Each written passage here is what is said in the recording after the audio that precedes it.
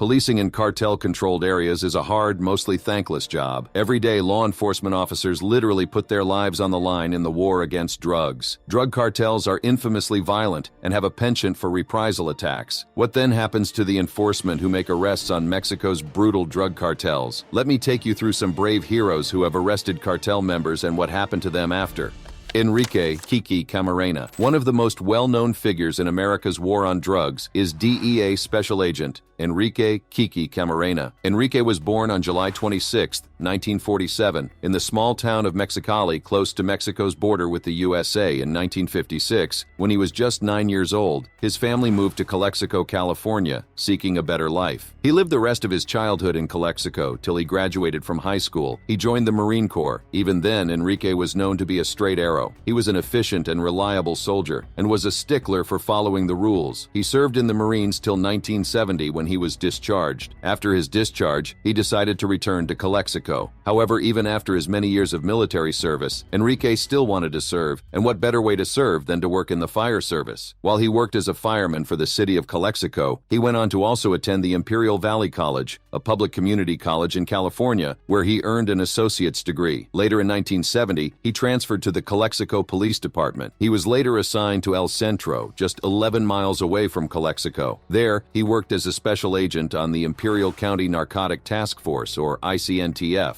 By this time, the American government had started to discover that there was a heavy drug problem on its hands, far more complex than already established law enforcement could handle. It needed a specialized agency that could tackle this issue and have full jurisdiction on drug-related cases, and so the Drug Enforcement Administration, also known as the DEA, was established in 1973. Enrique, who was passionate about his work in narcotics, saw joining the DEA as his chance to make a bigger difference in the war on drugs. It also happened that the DEA was looking to hire Spanish-speaking agents, so Kiki and his sister Myrna joined the agency in 1973. Enrique started working as a special agent at the DEA's Calexico resident office in 1974. In 1977, he again transferred to the agency's Fresno field office. His experience working undercover gave him an edge that few agents in the new agency had. He excelled at his work. One thing that made Enrique special was how easily he could blend into just about any situation. He was effortless at extracting info without raising suspicion at all. In fact, author Elaine Shannon had described him as being able to slip effortlessly into a Puerto Rican accent or toss off Mexican gutter slang, whatever the role demanded. He was also very committed and driven. He aligned very seriously with the agency's core values, and he was incorruptible. Enrique was so focused on service and helping keep drugs off the streets that even his colleagues could feel his drive. Everyone who got to work with him could sense that he really wanted to make a difference. In fact, he once told his mother, "Even if I'm only one person, I can make a difference." In 1980, after 3 years of working in Fresno, Enrique transferred to the DEA resident office in Guadalajara. At the time, Guadalajara was seeing a serious surge in work, and so it needed more agents there. The addition of Kiki there was certainly a welcome development. However, this time there was a lot more on the line. You see, Enrique was not moving to Guadalajara alone. He was going with his family, his wife and 3 sons. He was moving into the territory of one of the most brutal, violent cartels in Mexico at the time, the infamous Guadalajara Cartel. The cartel was notorious for torturing and mercilessly killing rivals and law enforcement officers. Usually, they didn't just go for their targets, they went for their families too. Given the work that he was doing, there was the constant risk that his family could be attacked and killed. If there was anything Kiki valued more than his work, it was his family. Still, there was work to be done. American law restricts DEA from acting abroad. This is understandable, as many countries would see DEA presence there as an attack on their sovereignty. After all, law enforcement of other countries don't operate in the U.S. So in line with the Mansfield Amendment, which was introduced by Senator Mike Mansfield and passed by Congress in 1975, DEA agents are prohibited from even being present at the scene of an arrest outside the U.S. However, there are other ways that the DEA can operate in foreign countries. This mostly involved gathering intelligence. The intelligence that DEA gathered was then usually sent to local law enforcement agencies, who then had the discretion to act on it or not. This meant that the DEA needed to liaise with and maintain a good relationship relationship with the local law enforcement. Enrique Camarena's job in Guadalajara was to gather intelligence. Enrique had received info from an informant about the presence of a 200-acre-long plantation known as Rancho Bufalo, on which narcotics were being grown. The plantation allegedly made up to $8 billion annually and was owned by Guadalajara cartel member Juan Jose Esparragosa Moreno. In August of 1982, Enrique found the location of the plantation. He confirmed this by flying over it twice. When he was certain about all the intelligence he had gathered, he briefed the Mexican authorities, who raided and destroyed the plantation a month later. It was the largest plantation discovery at the time. On the 7th of February 1985, Kiki Camarena was abducted by members of the Guadalajara cartel. Over a 30-hour period, he was tortured and then murdered. It was obvious that he was killed for his role in the crackdown on the plantation. However, that wasn't the end of it all. His death triggered an all-out manhunt by the U.S. and Mexican governments, which resulted in the arrests and convictions of 3 leaders of the Guadalajara cartel. The U.S. investigation into Enrique's murder also led to the arrests and trials of 10 other members of the cartel. Kiki Camarena posthumously received the DEA's Administrator's Award of Honor, which is the highest award that can be bestowed by the agency. Also, a school, a library, and a street in Calexico are named after him. He remains one of the greatest DEA agents and a hero to many people.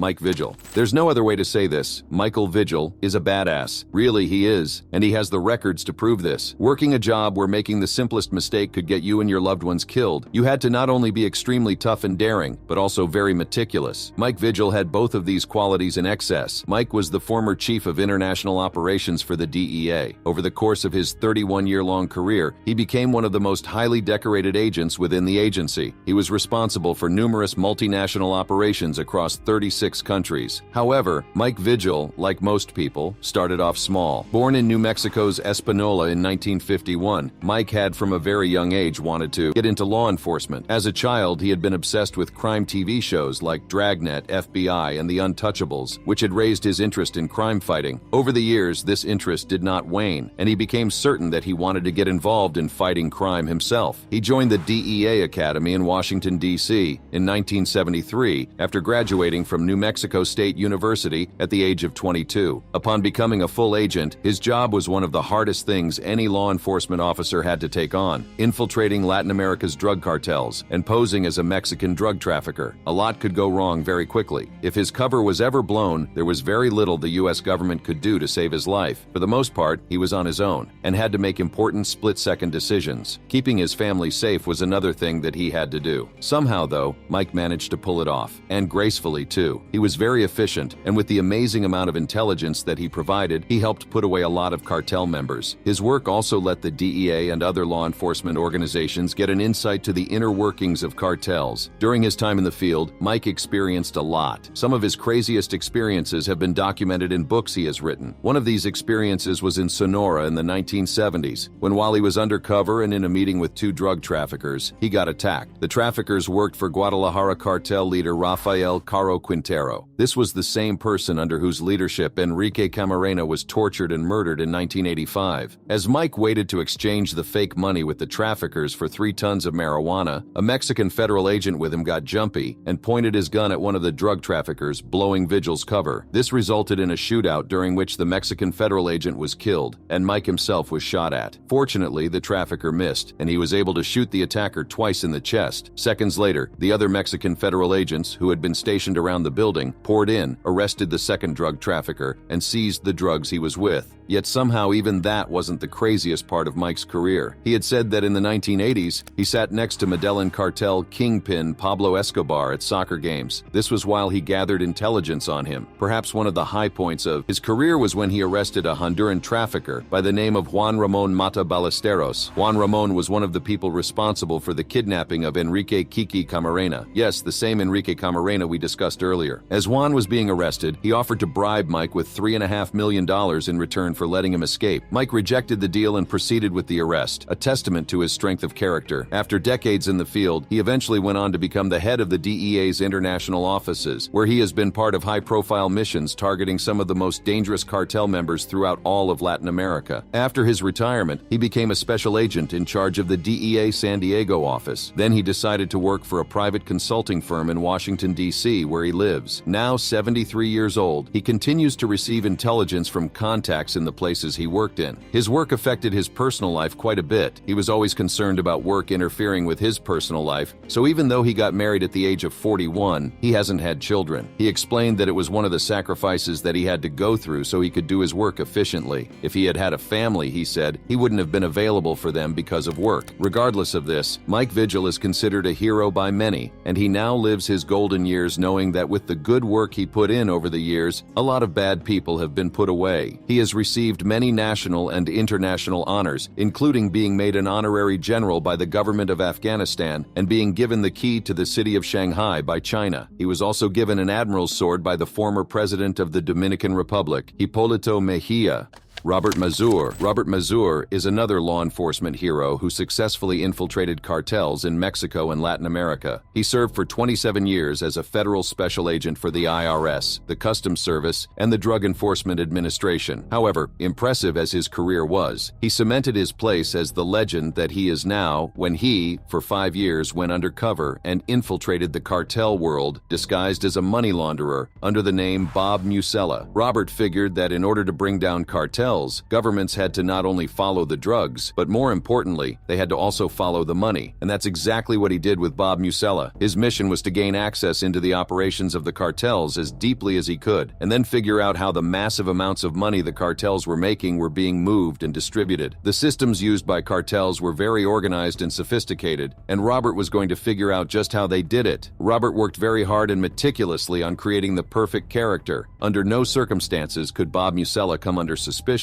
Failure would be very bad, like possibility of death kind of bad, so every single detail about Bob's character had to be just perfect. Also, Bob needed to be someone the crime lords could trust. That was very important. If anything seemed off about him, they'd bail, and he'd be left with nothing. So he and his team created an entire life and career as Musella, working at a mortgage broker business that was based in Florida but had a seat on the New York Stock Exchange. Being a notorious money launderer, he attracted all sorts of criminals. Robert played his part so well. Even in the paranoid crime world, he managed to gain the trust of his many clients, and soon he started to learn about all the ways they stored their ill-gotten wealth. He was right. Following the money was yielding dividends. To sell his character even more, he would spend a lot of money entertaining his clients. He would wine and dine them at the most expensive restaurants and take them to the most exclusive clubs. He would fly them out on his dime to his clients. Bob Musella was the one dirty banker they could trust, which was exactly what the character had to be. Robert himself had said about Bob Musella, "My role was to come across to the cartel as a credible money launderer. Well, in order to do that, I had to be embedded in real businesses. So, over a period of 18 months, we put the undercover operation together. I used informants and concerned businessmen to get into real businesses. So, when I met with the cartel, they knew that there was an investment company. I took them to it. Robert found out that the money the criminals he dealt with got moved around a lot, through various businesses or offshore accounts in different places to avoid being traced back to the drug traffickers. It's a tactic known as layering, and the Medellin cartel, they were layering a lot. For one, Robert learned through Alcano that the cartel was using an anchovy packing plant based in Buenos Aires to move cocaine. They would fill some cans with anchovies and others would be filled with cocaine and balanced with lead ingots and sand to make them the exact same weight as the anchovy cans. There were other ways the cartel moved their narcotics around, but that pales in comparison to what Robert learned next. It turns out that the cartel was working with the Bank of Credit and Commerce International, or BCCI, a Luxembourg-based bank with branches in more than 70 countries. The BCCI was helping launder the cartel's money. BCCI was known to have accounts of drug operatives, terrorists, dirty bankers, and others who want to hide money. Basically, if they could pay, the BCCI was there for them. This was quite troubling, and it had the potential to grow even wider. The money that was being moved around was tainted with blood and could be used to sponsor even more violence and evil. Something had to be done to stop them, and it had to be done fast. For 2 years, Robert collected as much evidence and tracked as much about the criminal activities of both the cartel and BCCI as he could. When he was certain that he had gathered enough to put away a lot of these bad guys for a long time, he finally struck. He faked an engagement and then invited many of his associates to a bachelor party. Because of the bond he had grown with them, many of his invited guests decided to show up for it. What they didn't know, however, was that it was all a big trap. The guests were all put into town cars thinking they were headed to a bachelor party, but instead, they were under arrest. It was a big bust in which more than 3,000 1,100 pounds of cocaine was seized. It also resulted in more than $600 million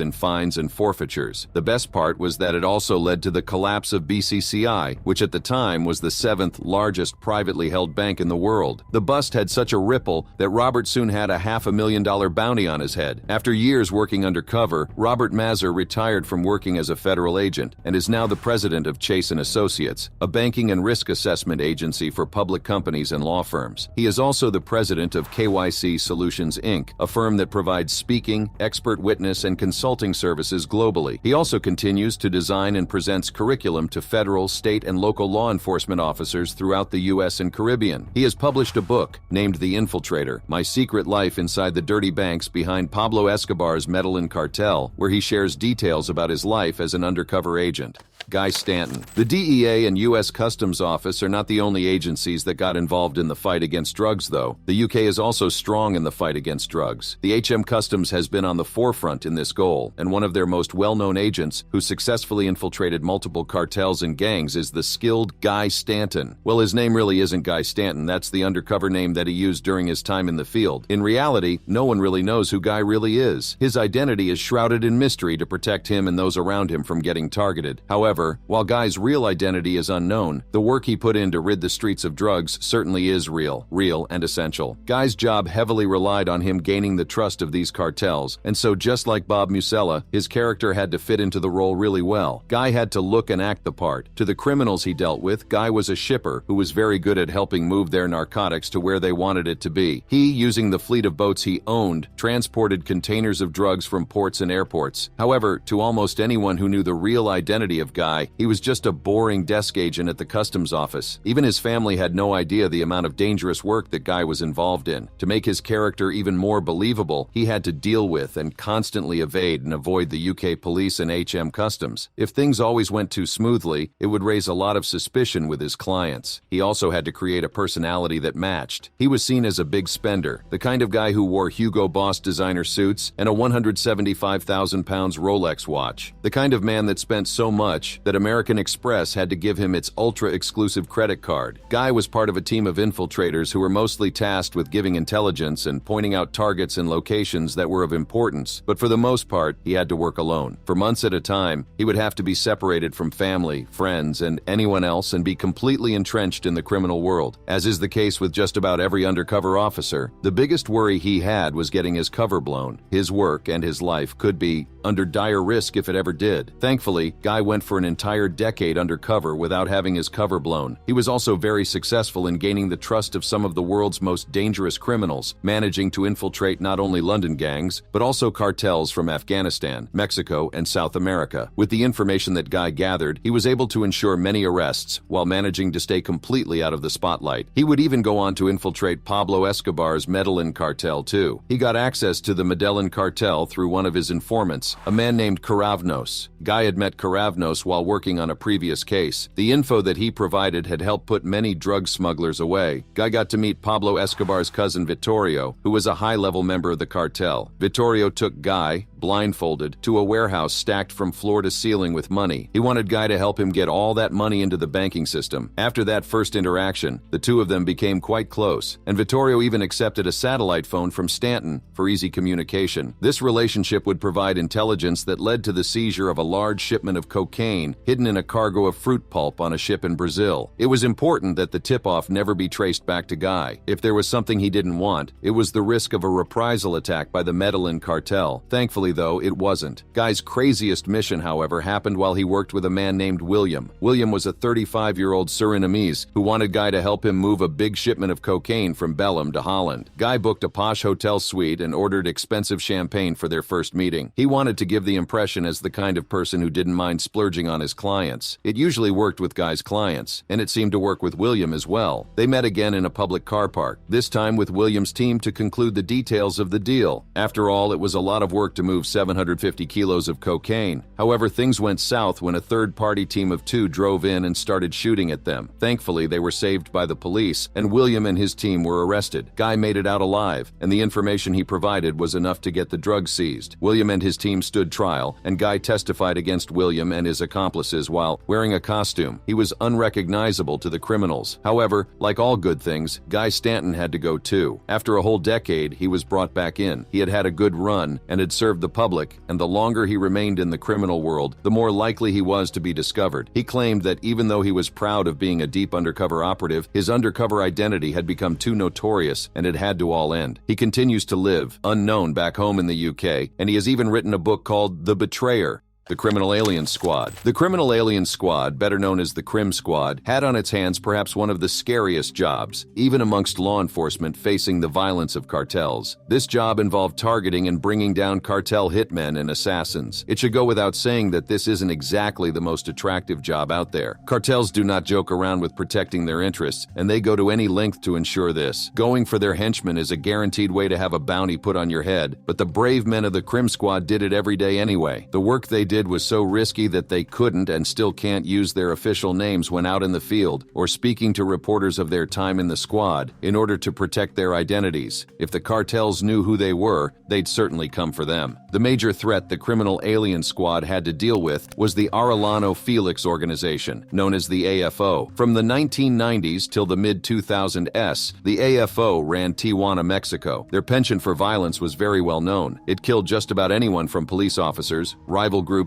and even innocent civilians who just happened to get in the way. For the AFO, though, killing wasn't enough. They cooked the flesh of their rivals on flaming tires and delivered bodies by the hundreds to a man called El Pete. El Pete then dissolved the corpses into chunks of stew and poured the liquid remains down a drain, leaving almost no trace of the crime at all. The AFO seemed to be delighted by the violent way that it operated, and for many years it carried on this way till the appearance of the Crim Squad. Together, the team of 6 achieved something amazing. They looked for and arrested over 300 felons in just 5 years, making the border towns between the US and Mexico much safer for the public. This is by no means an easy task, and the officers work extra hard to bring in perpetrators. On evenings and even on weekends, the squad does not relent and constantly searches for and identifies their targets. They believe that anyone can be found if you know where to look. They are quite tech-savvy too, using the internet and other resources. They would go on stakeouts, tracking suspects for hours, even when they were officially off the clock. The team is basically a very efficient, constantly working henchman-seeking machine. Another positive part of the Crim Squad that made them stand out is that while other law enforcement agencies like the DEA and the FBI fought between themselves for jurisdiction and control of cases, the Crim Squad had no hiccups about this and was willing to work and collaborate with just about anyone who could help, whether it was the local police, state police, or any other drug law enforcement agency. With the kind of work they were doing, alliances did more for them than constant disagreements. The group managed to bring in Furcio, whose real name was Andres Ramos Castillo. Furcio ran a crew of hitmen who were hunting for Los Palillos, another violent group that operated out of Tijuana. The Los Palillos were sicarios who had turned against the AFO and left a trail of bodies in their wake. The group was also hugely responsible for the arrest of El Teo, a main enforcer of the AFO, who had killed between 60 to 70 cops in just 2 years. During his reign of terror, the streets were extremely unsafe, as he was notorious for having an insatiable bloodlust. Every single day, he committed all sorts of atrocities, hanging corpses from bridges, beheading cops, and arranging their bodies arrayed to spell out his nickname, 3L, cutting off the fingers of anyone he didn't like. His crews snatched innocents off the streets and tortured them to squeeze money from their families. He was particularly known to kidnap people, demand for ransoms from their families, and kill them even when the families did provide the ransom demanded. El Teo was unpredictable, and every day he caused pain and heartache to a lot of families. However, even El Teo was not too much for the squad to find and deal with. The Crim Squad constantly got calls from other agencies who needed their help hunting out their targets. For example, in 2009, Dave Contreras, a boss with the gang suppression team of the San Diego Police Department, asked for Crim Squad's help with Operation Stampede, massive task force takedown of the Southeast Locos, a local gang. Their job was to hunt and track killers for months, then bagging them up just hours before a murder. For their years of service, the squad very rarely got a lot of accolades, and this was something that they were fine with. They were more interested in doing a good job than they were in receiving national honors and accolades. However, they did receive a form of honor, one that seemed very important to them, from the U.S. Customs and Border Protection itself. It founded a week-long school in Crim Squad tactics. Called the SIG Academy, it became a mandatory coursework for new Border Patrol investigators in San Diego. They taught everything from how to gather intelligence to mobile surveillance, which was something that wasn't exactly taught or used at the CBP until the Crim Squad came along. It forever changed how the CBP operated. In 2010, Crim Squad joined a bigger unit, the Border Crime Suppression Team. The original team that had brought Furcio and El Teo to justice eventually moved on to other agencies like the FBI and DEA. But the amazing work that these men put in continues to live on through the CBP, and they remain heroes without whom a lot more criminals would be on the streets. The old members of the squad still occasionally see and share memories of their time and all the exciting moments they had while in the field. I hope you enjoyed watching this video. If you did, don't forget to like, subscribe, and share. And if you'd like to watch another fascinating video like this, click on one of the recommendations on your screen right now.